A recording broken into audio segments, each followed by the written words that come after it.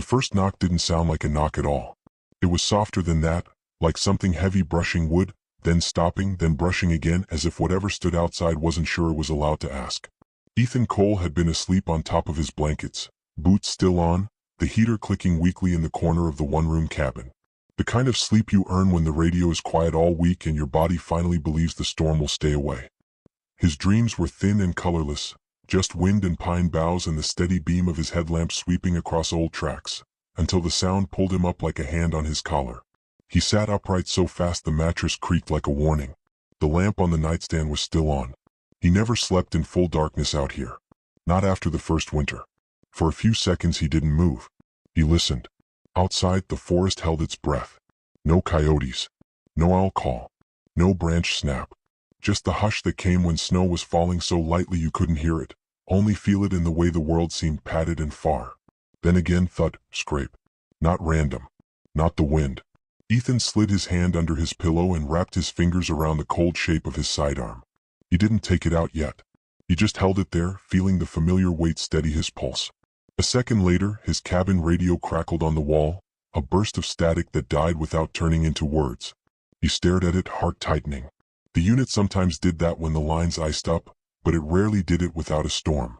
He swung his legs off the bed and stood, moving slow and quiet the way he'd been trained. Ranger school, search and rescue work, years of patrolling the back edges of state land where people got lost, hurt, or stupid. Years of knowing that the only thing worse than fear was pretending you didn't have any. He crossed the room and killed the overhead light. The cabin fell into a dim amber pool from the bedside lamp, and the window turned into a mirror with his own face in it, stubbled, wary, eyes still cloudy from sleep. He went to the door and leaned in, pressing his ear near the frame. A breath. Not his. A low, wet exhale, close enough that it fogged the gap beneath the door. And under that, something else. A faint, high sound like pain being swallowed back. Ethan's throat went dry. He didn't think wolf right away. Wolves didn't come to doors. Wolves avoided light, avoided human scent, avoided everything that kept them alive by staying invisible. But the sound was too deep for a fox, too steady for a deer, too present to be imagination. He reached for the curtain beside the small window cut into the door and lifted it a quarter inch. Moonlight and snow glare washed the porch. And there, just beyond the edge of the porch lamp's warm circle, stood a wolf the size of a dog that had been built by a different world. Her coat was thick and gray, dusted with white along the shoulders and muzzle. Her ears were pinned back, not in aggression but in something that looked more like apology. Her front paw rested on the bottom step as if she had started up and stopped herself. Her eyes, pale, intelligent, fixed on the door. And her belly hung low and rounded beneath her ribs. Pregnant. He had seen pregnant elk, pregnant bears, even a pregnant mountain lion once, briefly at a distance, before it vanished into rock and shadow. But a pregnant wolf at his porch, looking at him through wood as if she knew he was there. Ethan's grip tightened on the curtain until his knuckles went white. The wolf lifted her head and made the smallest sound again. Not a growl. Not a bark. A thin, trembling whine that carried no challenge in it, only need. A choice appeared in Ethan's mind like a road splitting into two. Shut off the lamp. Stay still. Let her leave. Or open the door and step into the kind of moment nobody ever trained you for. He'd been a ranger long enough to know what could happen if he picked wrong. Wolves were wary, but they were still wolves. Wild, unpredictable, capable of tearing through a man with one mistake. And still, her eyes didn't look like hunting. They looked like a creature that had run out of time. Ethan took a slow breath, then another. He holstered the sidearm, not because he forgot danger, but because he knew what a drawn weapon did to the air between two living things. He unlocked the door with a quiet click that sounded loud as a gunshot to him. The wolf flinched but didn't run. Ethan wrapped his fingers around the handle, opened the door just a few inches, and stopped with the chain still latched. Cold air rushed in and hit his face like a slap. Snowflakes drifted past the crack, spinning in the porch light. The wolf stepped closer, careful, as if she was approaching a fire. Ethan kept his voice low. "Hey," he said, the word coming out rough with sleep. "Easy. Easy, girl." He didn't know why he called her that. It wasn't affection. It was instinct, something in his chest trying to soften the world. The wolf's nose lifted to the gap, taking in his scent. He saw the tremor in her flank. Saw how her ribs still showed despite the heavy coat, the way hunger had carved her down. He saw blood. Not much. A smear of dark red near her hind leg, half hidden in fur. His stomach clenched. Out here, blood meant one thing. Something had gone wrong, and it was going wrong fast. The wolf made a sound that wasn't just pain now. It was urgency. She shifted her weight, then turned her head toward the tree line, looking back at him. Then she looked at him again. It was the look Ethan had seen in Lost Hikers when they finally found someone. Relief mixed with terror, pleading mixed with shame. It wasn't a wolf's look, not the way people talked about wolves. It was a mother's. "Where are you going?" Ethan whispered as if she could answer. "What happened to you?" The wolf took 2 steps toward the forest, then paused, glancing back, waiting. Ethan felt the cabin behind him. Warmth, safety, walls. He felt the radio on the wall, silent and useless. He felt the weight of the night pressing against the porch like a living thing. He should have stayed. He should have called it in. But there was no call to make. His nearest station was 2 hours down mountain roads that were already icing over. His snowmobile was strapped, fueled, ready, but it wouldn't help if the trail was too narrow or steep. And if she was bleeding? If she was in labor? Ethan's mind flashed to what he had seen last spring on a routine patrol. A dead wolf pup, stiff in the thawed mud, eyes still closed, probably born too early. Nature did not do mercy. It did rules. He unlatched the chain. The door opened wider and the cold poured in. The wolf backed up a step, then held. Ethan grabbed his jacket from the hook and shoved his arms into it, not bothering to zip it. He slipped his flashlight into his pocket, clipped his radio to his belt, and took his trauma kit from the shelf near the door. Gauze, antiseptic, a few basic things meant for humans, not wolves, but better than empty hands. He stepped onto the porch. The boards creaked. The wolf's ears twitched at the sound. Her eyes stayed on him. "Okay," Ethan murmured like a promise. "I'm coming. Just don't bolt." The wolf turned and started toward the trees. Not running. Not fleeing. Leading. Ethan followed, boots crunching in shallow snow. The porch light fell behind him, and the dark swallowed the edges of everything. His flashlight cut a narrow tunnel of pale beam across the ground, catching glitter in the snow, the sharp black lines of pine needles, the occasional frozen puddle. He kept the light low to avoid blinding her. He didn't want her to panic. He didn't want her to disappear. The wolf moved like she knew this land in her bones. She picked a path between trunks, avoiding loose stones and down branches without hesitation, even with the heavy belly swinging beneath her. Every few steps she slowed, breathing hard. Ethan stayed a few yards behind, close enough that he could see her shape, far enough not to crowd her.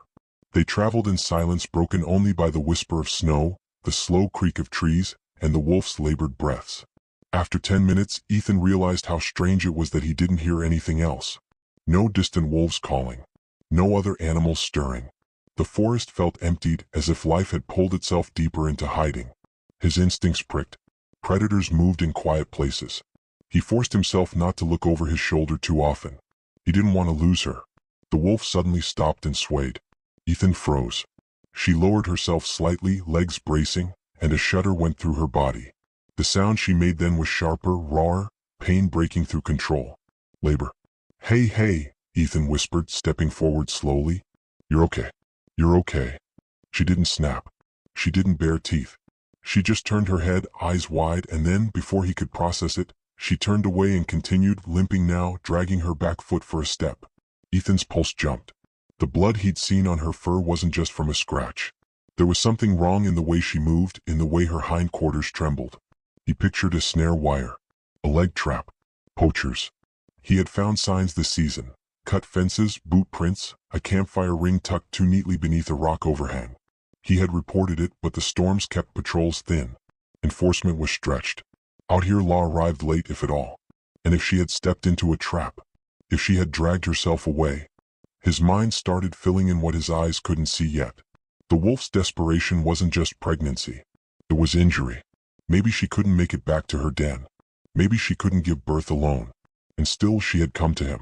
Not the station. Not the road. His door.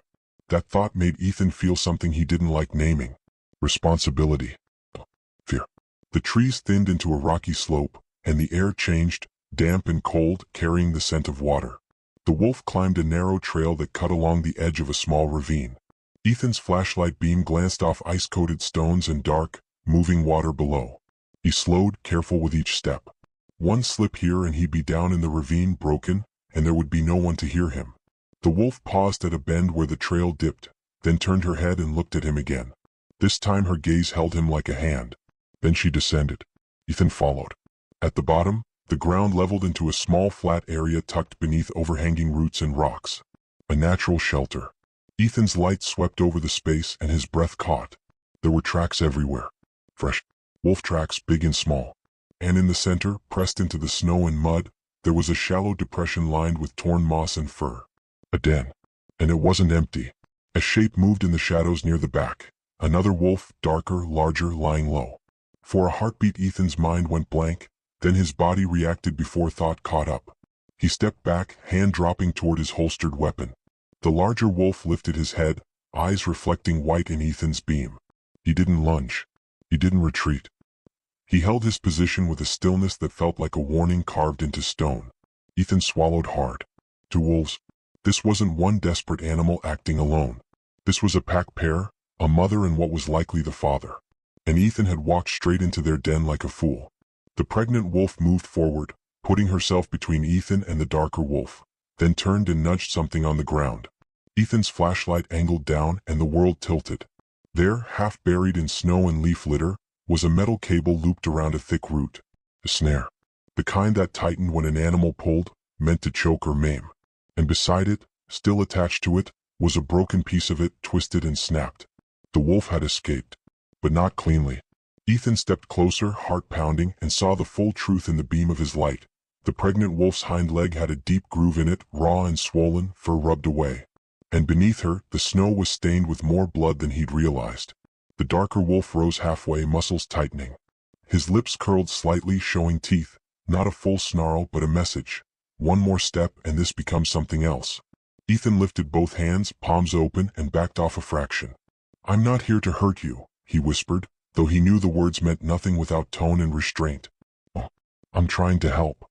The pregnant wolf made a low sound, then turned her head toward the den hollow again, breathing in short bursts. Another contraction shuddered through her body, and she collapsed onto her side, legs stiffening. Her breath turned into a harsh pant. Her eyes squeezed shut. Ethan felt the shift in the air. The darker wolf moved forward, hovering near her head, alert and tense. He pressed his nose to her cheek, then lifted his head to stare at Ethan again. The message was clearer now. Help her. Or leave. But do not make this worse. Ethan's mind raced through options, all of them terrible. He could run back to the cabin, get more supplies, try to call for backup, come back with a sedative kit from the station. But that would take hours. She might not have hours. He could try to approach and treat the leg and bleeding here. But one wrong move and the male wolf would tear him apart, and then no one would help anyone. He could do nothing and let nature take its course. That was what the manual said. Wildlife policy. Let wild animals remain wild. But no manual had ever mentioned a pregnant wolf knocking at a ranger's door in the middle of the night like she had been taught that humans sometimes carried mercy. Ethan crouched slowly and set the trauma kit on the ground, then slid it toward the edge of the den space. Far enough that he wasn't invading, close enough that the wolves could smell it, see it. He opened it with careful hands. The faint smell of antiseptic drifted out. The male wolf's ears flattened. He took one step closer, sniffing. His eyes never left Ethan. Ethan spoke softly, almost to himself. Okay. Just let me see what's happening." The pregnant wolf let out a sound that was half a whine, half a choked gasp. Ethan watched her belly tighten, watched her muscles strain. Then he saw it.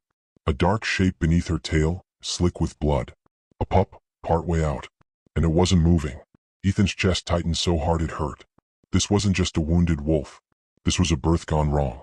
A pup stuck, a mother bleeding out, a father wolf trapped in helpless fury. The kind of emergency that turned a quiet night into something you carried the rest of your life. Ethan leaned forward a few inches, hands still open, voice barely above the wind. "I can help," he whispered. "But you have to let me close." The male wolf's lip lifted higher, and a low growl vibrated from his throat, the sound of a line being drawn. The pregnant wolf's eyes found Ethan's again. And in them, clear as speech, was the same impossible thing that had brought her to his porch. "Please." Ethan took one slow breath, then another. He reached into his kit with trembling fingers and pulled out a pair of gloves. He slid them on. And then, inch by inch, he moved toward the dying space between human rules and animal desperation, knowing that whatever happened next would either save a life or cost him his own. He was one step from the den when the male wolf surged forward, faster than Ethan's brain could react, a blur of dark muscle and teeth. Ethan flinched, bracing for impact. And the wolf stopped dead, inches from him, not biting, not attacking, just staring. Then the wolf turned his head sharply toward the ravine above them, ears snapping upright. Ethan followed the wolf's gaze and his blood went cold. Because somewhere in the trees above the den, something heavy was moving, too controlled to be a deer, too deliberate to be the wind. And a faint human voice drifted down, low and close. Found tracks. Right here. Keep quiet. The voice above them cut through the night like a blade. Ethan froze where he was, half-crouched, gloved hands hovering uselessly in the cold air. The male wolf snapped his head fully toward the ravine rim, body coiling, every muscle pulled tight as wire. The pregnant wolf jerked in pain again, a hoarse cry tearing from her throat as another contraction seized her, and the sound echoed up the rock walls. Above them boots crunched. Human boots. Ethan's heart slammed so hard he felt it in his teeth. He killed his flashlight instantly, plunging the den into darkness broken only by thin moonlight and reflected snow glow. The wolf's eyes still shone faintly, but now everything else blurred into shadow. Shoo, Ethan breathed, though he didn't know who he was talking to. The male wolf growled low, the sound vibrating through the ground. It wasn't fear. It was recognition. The kind that came from knowing exactly what humans meant in this place at this hour, with hushed voices and careful steps. Poachers. Ethan's mind raced. This wasn't a coincidence. Snare wires. Fresh tracks. And now voices close enough that he could hear breath between words. Trail splits here, another voice murmured. Younger. Nervous. You sure they came down? They did, the first voice replied. Come. Confident. Blood trail dips. She's hurt. Won't go far. Ethan felt sick. They were hunting her. Not for food. Not for survival. For profit. Pelts. Pups. Whatever reason that made men whisper instead of call out. The male wolf stepped forward again, placing himself between Ethan and the slope, hackles rising. He was ready now, not to defend against Ethan but to launch uphill into gunfire if he had to. And the pregnant wolf. She screamed. There was no other word for it. The sound ripped out of her chest, raw and uncontained, echoing off rock and root. Ethan's stomach dropped as he saw her body arch in the dim light, saw the dark shape shift beneath her tail. The pup was still stuck. And above them the voices stopped. What the hell was that? The younger one whispered. Silence followed. Then the scrape of metal. A safety clicking off. Ethan's body moved before thought could catch up. He lunged forward, one knee hitting the frozen ground hard enough to jar his leg, pain flaring up his spine. He raised both hands toward the male wolf, palms open, fingers spread, eyes locked on the animal's glowing stare. I'm helping, he whispered urgently. I swear. I'm helping her. The male wolf hesitated, teeth bared, breath coming in sharp bursts. He flicked his gaze between Ethan and the slope above, torn between threats. Another contraction ripped through the pregnant wolf, and this time her body convulsed violently. Ethan saw her hind legs tremble, saw blood darken the snow beneath her. Time collapsed. There would be no retreat. No calling it in. No waiting. If Ethan ran now, she would die. If he hesitated, the poachers would reach the ravine and finish what the snare had started. Ethan leaned in, closer than he ever had to a wild wolf in his life. Close enough to smell her, iron, wet fur, the sharp edge of fear. I'm sorry, he whispered to her, to the male wolf, to every rule he was about to break. I won't hurt you. The male wolf snarled, a flash of teeth inches from Ethan's face.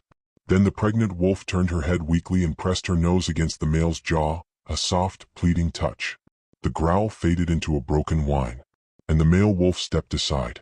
Just one step. Enough. Ethan didn't think anymore. He acted. He moved to the wolf's hindquarters, hands shaking as he assessed what his eyes barely wanted to register. The pup was partially emerged, slick and dark but twisted wrong. The umbilical cord pulsed faintly. Too faintly. Ethan swallowed hard, every training instinct screaming at him not to touch, not to interfere, not to cross this line. But this wasn't a textbook moment. This was blood and breath in seconds. He spoke softly as he worked, voice steady even as his hands trembled. Okay. Easy. Easy now. He waited for the next contraction, watching her flank tighten, feeling the tension ripple through her body. When it came, he gently, carefully, adjusted the pup's position, easing one tiny limb free, then another, working with the rhythm of her body instead of against it. The male wolf hovered inches away, breath hot on Ethan's shoulder, teeth visible. One mistake and it would be over. Above them, a shadow moved along the ravine edge. A beam of light swept briefly across the trees, then vanished. "Did you hear it again?" the younger voice whispered. "It's close," the first replied. "Get ready." Ethan felt sweat bead under his jacket despite the cold. Another contraction. The pregnant wolf screamed again, then collapsed back, sides heaving. Ethan felt the pup shift fully into his hands. "Come on," he murmured desperately. "Come on, little one." With one final careful movement, the pup slid free. Ethan held it for a heartbeat too long, staring at the small limp shape in his gloved hands. Its fur was dark and wet, eyes sealed shut, chest still. The realization hit him like a physical blow. The pregnant wolf let out a sound that tore through Ethan's chest, low, broken, knowing. The male wolf reared back, head lifting toward the ravine as he released a howl that shuddered through the night. Above them, the voices stiffened. "That's it," the younger one said. "Right there." "No," Ethan whispered. "No, no, no." He forced himself to move, snapping into grim focus. He wiped the pup's mouth gently, clearing fluid, then rubbed its chest firmly with a piece of gauze, mimicking the rough tongue of a mother. He checked for a heartbeat. Nothing. Then, so faint he almost missed it, a twitch. Ethan sucked in a breath and rubbed harder, faster, heart pounding. "Breathe," he whispered, not caring any more who heard. "Please." Another twitch. Then a shudder. And suddenly, impossibly, the pup gasped, a thin, squeaking breath that felt louder than any gunshot. Ethan nearly sobbed. The pregnant wolf's head lifted, eyes blazing, and she strained to reach the pup. Ethan placed it carefully near her muzzle, backing away a few inches to give her space. She licked the pup frantically, rough tongue stimulating breath, cleaning, coaxing life. The pup squirmed weakly, then cried out, a thin sound but strong enough. "Wife." For a split second, the den held nothing but that sound. Then the beam of a flashlight cut down the ravine, washing over rock and root, sweeping closer. "There," the first voice said. "I see movement." The male wolf turned, body lowering into a defensive crouch, every inch of him radiating lethal intent. Ethan's mind snapped back into danger. They were seconds away. Ethan grabbed his radio and brought it to his mouth, knowing it might be useless, knowing it might give him away, but also knowing it was his only chance. "Ranger Cole to dispatch," he said into the static, voice low but urgent. "Poachers in Sector 3, near the North Ravine. I repeat, armed individuals. Immediate response needed." The radio crackled, then died. Above them, a voice cursed softly. "Did you hear that?" The flashlight beam jerked away, then back again, faster now. Ethan looked at the wolves, then at the narrow ravine path behind him. He could draw the men away. Lead them off. Give the wolves time. He stood slowly, deliberately, raising his hands. "I'm here," he shouted up the slope, letting his voice ring out, letting fear sharpen it. "State Ranger. Drop your weapons." For a heartbeat, everything stopped. Then a shot rang out. The crack of the rifle shattered the night, the bullet slamming into rock inches above Ethan's head, spraying stone chips into the den. The male wolf lunged forward with a roar that shook the ground. Ethan didn't think. He ran. He bolted away from the den, up the slope, boots slipping, breath burning, shouting as he went. "This way. I'm right here." Another shot. Then another. He zigzagged through trees, heart in his throat, branches whipping his face. He could hear boots behind him now, faster, closer. He smelled gun oil and sweat and cold metal. He pushed harder, lungs screaming, leading them away from the ravine, away from the den, away from the mother licking life into her newborn. A third shot hit a tree trunk so close he felt the bark explode against his jacket. "Stop," someone yelled. "Stop or I swear." Ethan kept running. Because behind him, in a dark hollow beneath roots and rock, a wolf mother held her breathing pup for the first time. And he would die before he let anyone take that away. Ethan didn't feel the cold anymore. He felt only distance, how much ground lay between him and the ravine, how much breath he had left, how many seconds he could steal. His boots slipped on ice-slick rock as he cut across the slope, branches tearing at his jacket, his lungs burning so sharply it felt like glass in his chest. Behind him, the men shouted. Their voices were no longer careful. They were angry now, loud with the certainty that comes when prey is no longer hidden. "There," one yelled. "Don't let him hit the ridge." Another gunshot cracked through the trees. Ethan heard the bullet before he felt it, heard it snap past his ear, a violent hiss, then the thud of impact somewhere downslope. He stumbled, caught himself on a pine trunk, and forced his legs to keep moving. He broke through a stand of trees and onto an old maintenance trail, half buried under snow. He knew this trail. It cut along the ridge for a mile before dropping toward the road. If he could reach the bend near the collapsed culvert, he could disappear into rock and brush again. He angled left, boots pounding, heart hammering so hard it blurred his vision. His radio bounced against his chest, silent and mocking. Ethan shouted again, voice hoarse. "You're on protected land. Drop your weapons now." Laughter answered him. "Protect this," someone shouted back. Another shot rang out, closer. Something hot ripped across Ethan's shoulder, spinning him sideways. He hit the ground hard, breath exploding out of him. Pain flared white and immediate, blooming across his upper back. He rolled instinctively, snow filling his mouth, and scrambled behind a fallen log just as another bullet punched into the earth where his head had been. For a moment, the world narrowed to pain and breath. His shoulder burned, wet and warm beneath his jacket. He pressed his hand against it, fingers coming away slick with blood. Not fatal. He knew that much. But he couldn't run like this for long. Boots crunched closer. "Got him," one of the men said, voice steady, satisfied. "Bleeding. He's done." Ethan's hand slid down to his sidearm. He hadn't wanted this. He had tried to keep it from becoming this. But there were moments when rules collapsed under the weight of reality, and this was one of them. He took a slow breath, steadying himself, then surged up from behind the log and fired once. Not at them, but at the ground near their feet. The shot echoed through the trees, sharp and commanding. "Back off," he yelled. "Next one won't miss." The men skidded to a stop.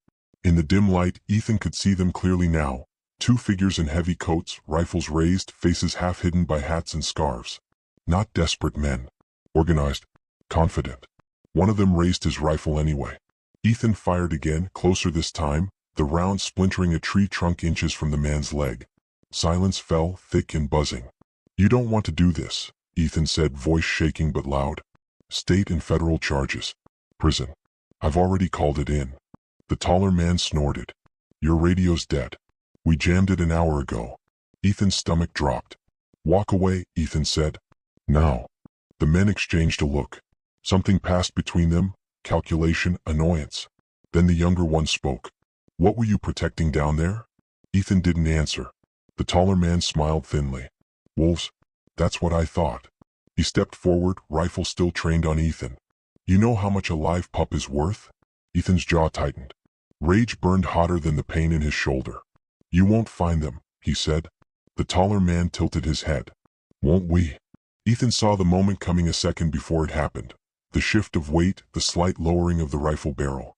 He moved on instinct, firing twice in rapid succession, forcing them back again. Then he turned and ran. He didn't head for the road.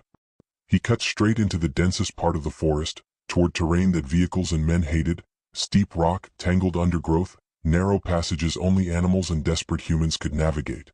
Branches clawed at him. His shoulder screamed with every movement. His breath came in ragged gasps.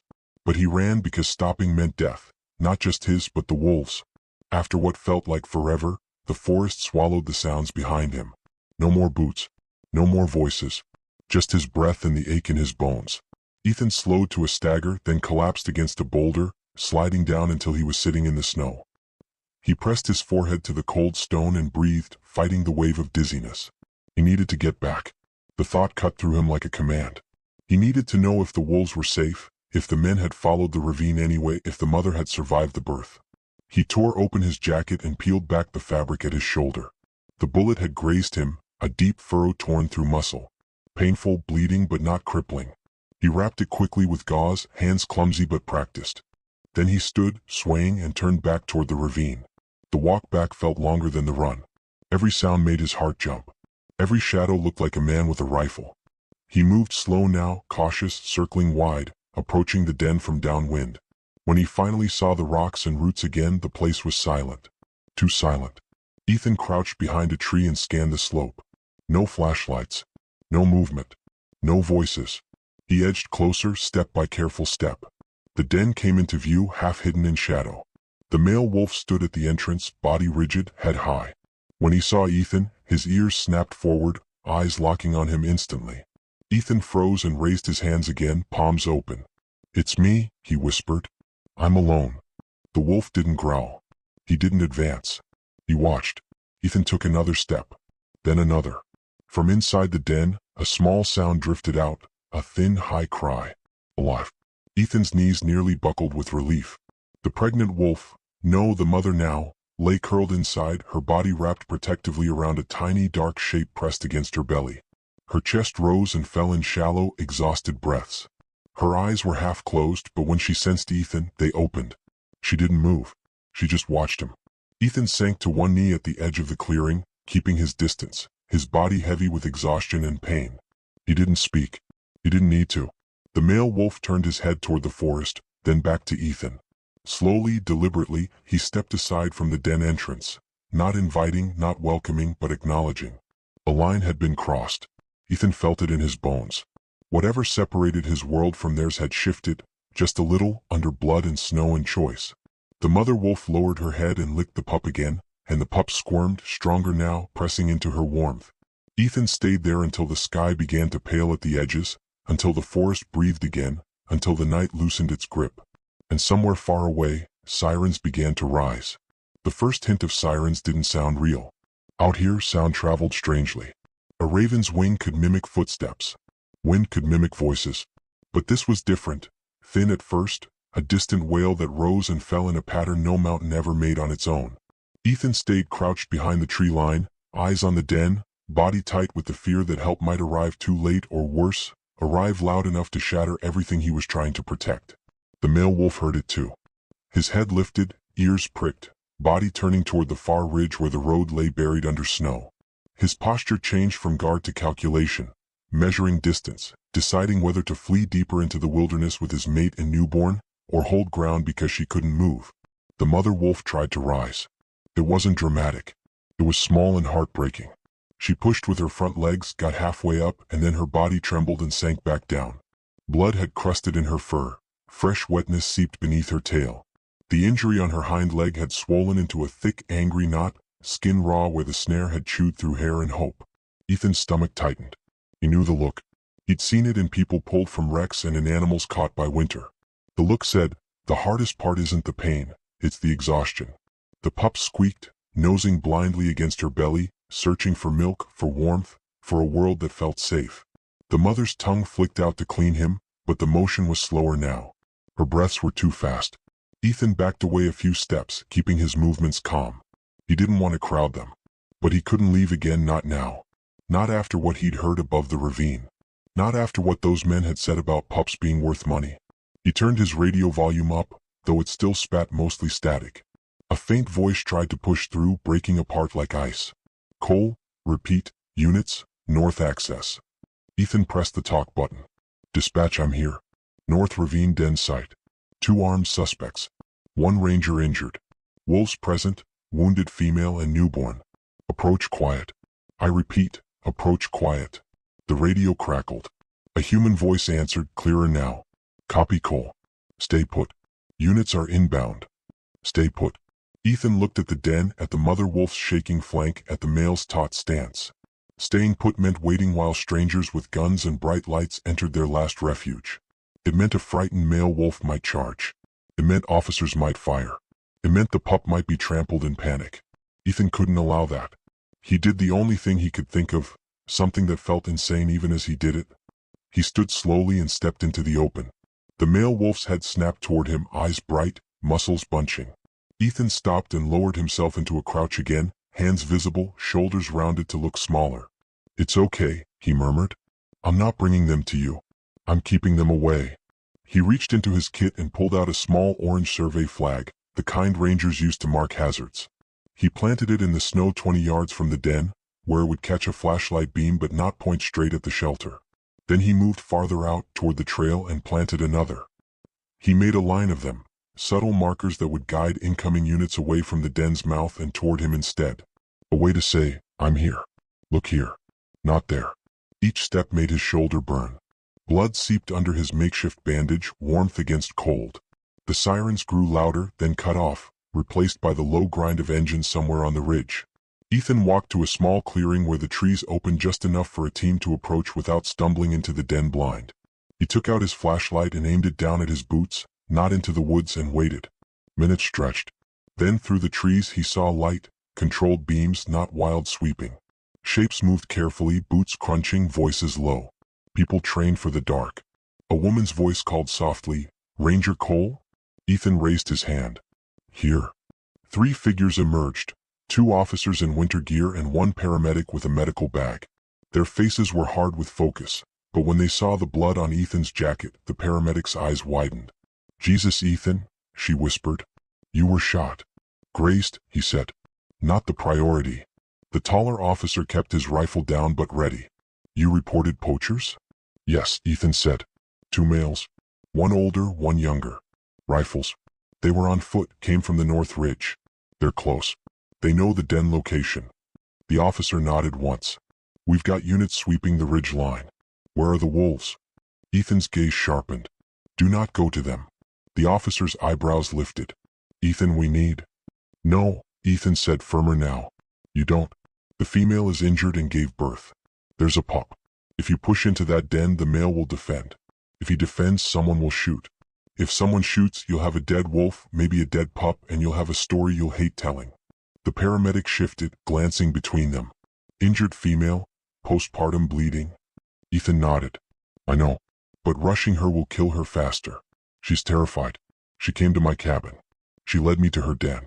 That's not normal behavior, and it means she's out of options. The officer studied Ethan's face, weighing his words. Finally he said, You want us to treat a wolf out here? I want you to catch the men first, Ethan said. They're the danger. The wolves are trying to survive. Another voice crackled from the officer's shoulder radio. Contact. 2 suspects spotted moving east across the ridge, attempting to evade. The officer's posture snapped to action.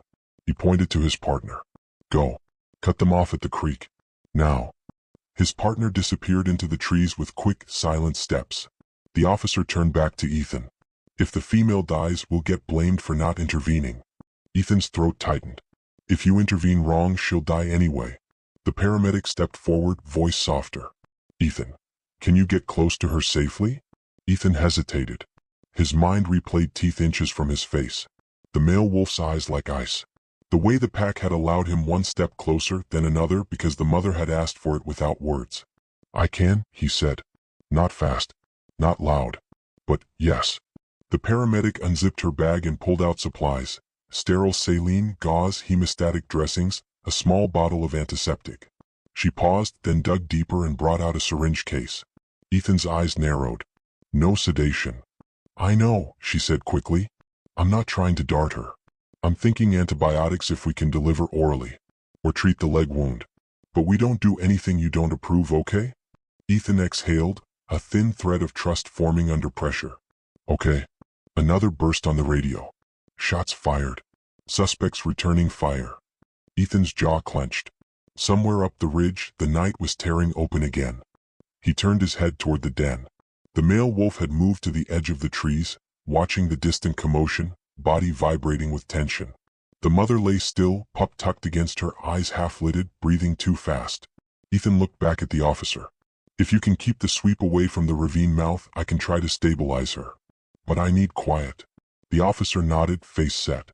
You've got 5 minutes before this turns into a full grid search. Then give me 5 minutes, Ethan said.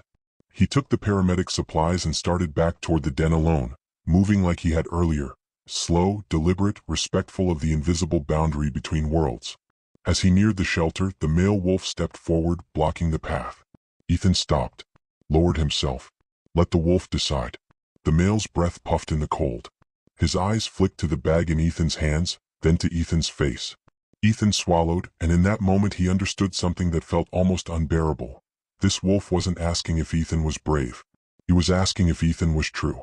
Ethan set the bag down gently in the snow and slid it forward. Then he backed up 1 full step, giving space. The male wolf approached the bag, sniffed it, then lifted his head and stared at Ethan for a long time. Finally he moved aside. Not surrender. Permission. Ethan crept forward to the den entrance, heart pounding, and the mother wolf's eyes opened wider. She didn't snarl. She didn't try to rise. She simply watched him with a tired, fierce awareness, as if she knew exactly how little time they had. Ethan knelt, close enough now to feel the warmth of her breath. And in the distance, another rifle shot cracked, closer than before.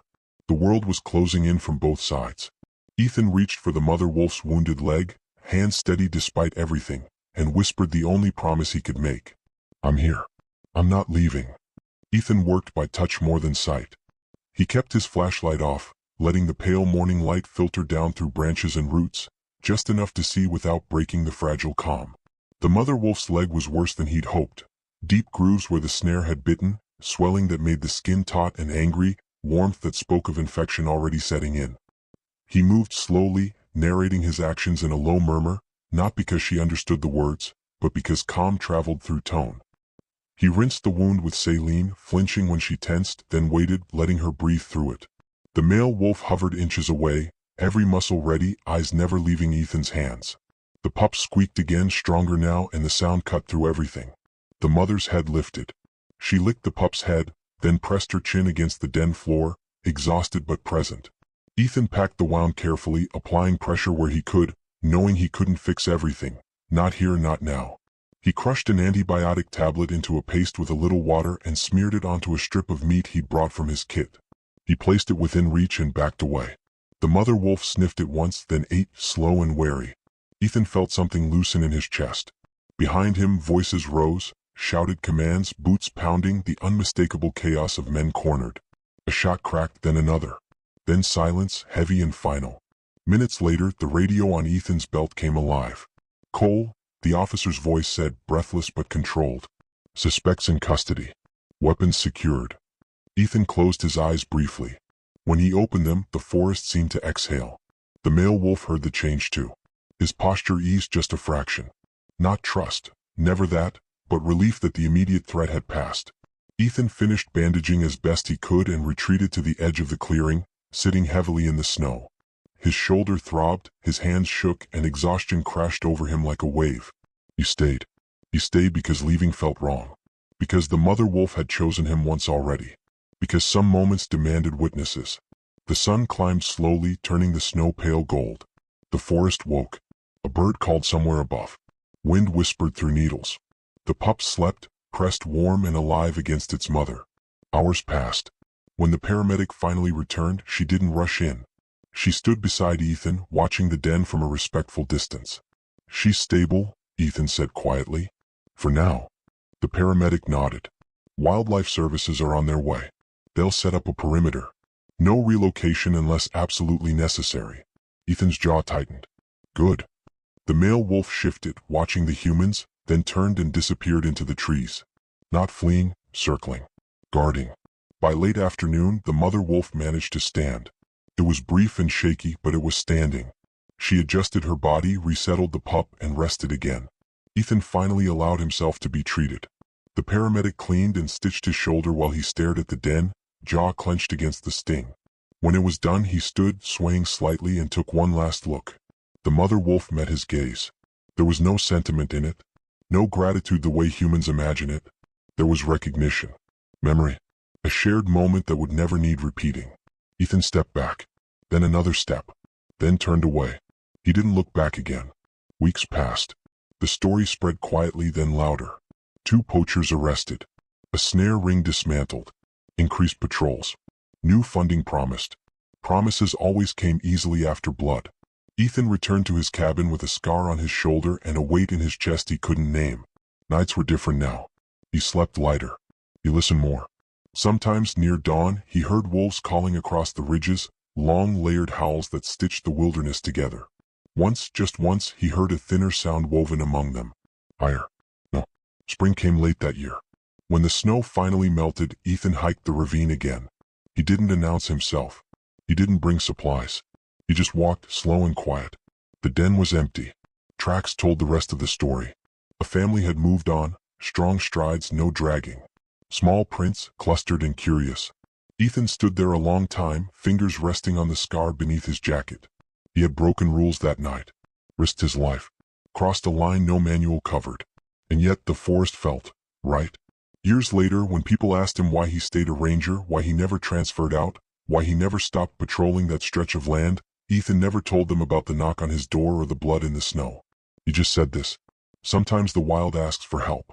And sometimes if you're quiet enough, it remembers who answered. And in the deep winter nights, when the forest fell silent and the stars burned cold and clear, Ethan slept with the lamp on, listening not for danger, but for the sound of something choosing to trust him again.